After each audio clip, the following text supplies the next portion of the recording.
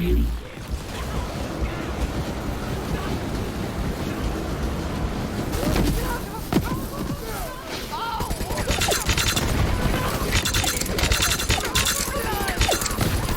Oh, legendary! What did we get? What did we get? Cutsman! Hell yes, and it's shock. Ooh, we'll clear these guys out and we'll get back to looking at what the item is. Hello everybody, this is Fantiga with 100% Gaming and welcome back to another Borderlands 3 Weapon Legendary Guide. Today we're going to be taking a look at the Cutsman. Now while I was playing through the story of Borderlands 3, I had come across this once or twice and seriously it was a kick-ass gun back then, and I'm telling you now at level 50 it's even better. Seriously guys, this is a must-have in your arsenal. It's probably one of the best weapons in the game. I'm not kidding. So we're going to take a little inspection of the Cutsman here, and we're going to talk about exactly why it's such an awesome weapon. So yeah, it's pretty basic. It doesn't have too much designs here. It's got a nice little paint job, but there's really not too much to say about it. It's not the best looking gun, but it really makes up for it in the damage that it does. We're just going to take a little look at the parts here so you can, you know, see what does what.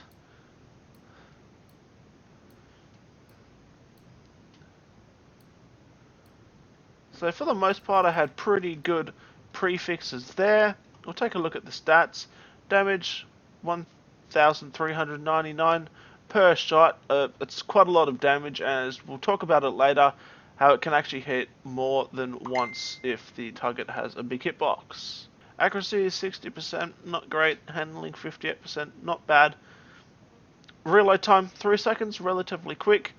4.7 second fire rate, not super quick, but it's decent for an SMG of this caliber, and a magazine size of 20, which actually reduces down to 10 as it consumes 2 bullets per shot. Now the variant I have is shock, so it's amazing at melting those shields. It's amazing against Katagawa ball and some of those iridiums, but it's got plus 28 weapon charge speed, which is awesome because, as we know, Maliwan guns have that annoying charge rate before it can fire, so it reduces that. Plus 60% melee damage. I'm not going to be really using that on flak, but it's there. And plus 69% projectile speed, which is really good. It makes the bullets fly faster, so you can do damage more quickly. It's got an anointed for the operative, but as I'm not playing as Zane, this has no effect for me, and we're not going to be worrying about it for the testing of this gun. As I mentioned, testing, we're going to head over to Sanctuary, we're going to go to the Handsome Jack test dummy, and we're going to see exactly how this gun works and how to use it the best way. Alright, so we're currently at Sanctuary at the Handsome Jack target dummy. We're going to just try and fire one shot. There we go. As you can see, it really stacks up some damage there. What we're trying to do is the shock not affecting the target, so we can see exactly how much damage it does. It's hard to get one shot with this thing and it not affecting, because the way this weapon works is it can actually hit a hitbox more than once. As you can see, I'm not having too much luck here. That went straight through him. That was odd. There we go. It finally did it. So the base damage with no shock applying to the enemy, or with it only hitting the target once, not going through many hot boxes, it only did 1,100 damage. I mean that's quite a fair amount of damage for one bullet. But as you can see, when I shoot it, as I said earlier, it's a clip of 20, but each shot actually takes 2 bullets. You can see the 2 bullets fly out, you know, sort of left and right of each other, and they get bigger as they go out. And it has a little electricity bolt between it, so that's why it shoots 2 bullets at a time. But we'll try and get a critical here. Alright, didn't work there. 4,000 damage on a critical, and then when you get the shock on, it's just a lot of damage. I couldn't count how much was going on there, but I mean that's how much damage this gun can really do. It's amazing. It's not a short range gun. It's best if you use it at a sort of mid-range. That way the 2 bullets spread apart, the electricity wire gets bigger, so it can hit multiple targets. It goes through any target, it doesn't stop. What's really amazing about this gun, and it's kind of like Zero's bore ability back in Borderlands 2, but it can actually hit multiple hitboxes at once, because it's not just one bullet that hits the target and then that's the damage it does. No, because it keeps traveling through it, and if it's a large enemy, it has lots of hitboxes, it does damage to every hitbox. So this gun on a large enemy seriously just destroys health like you wouldn't believe. It's amazing. What we're going to do now, guys, is we're going to head over to Maliwan Outskirts. That's where we get the gun, and we'll meet you there. Alright, so we've made our way to Maliwan Outskirts on Promethea, where we're going to come and farm Borman Nates.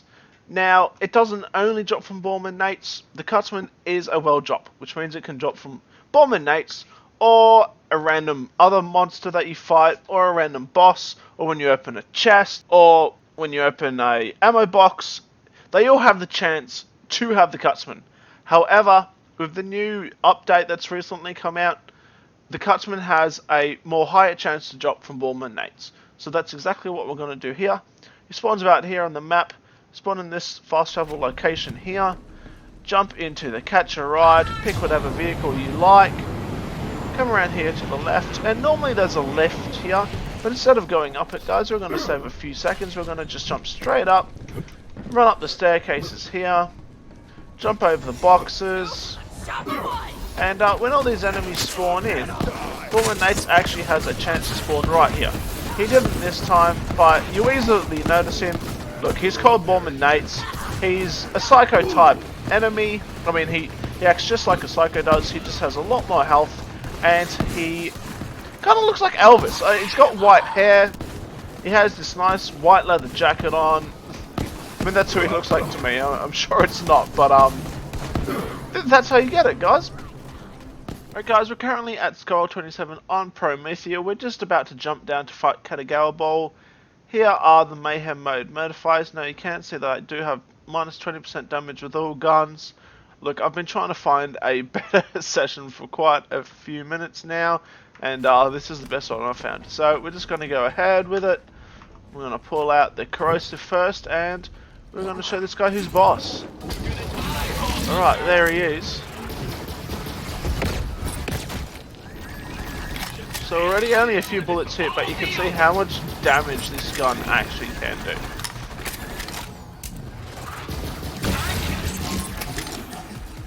Okay, you can see it there. Yeah. Once you get the shots on him, as you can see, the damage is just insane. Alright, he's staying still here, so we're going to burn him down there. Yep.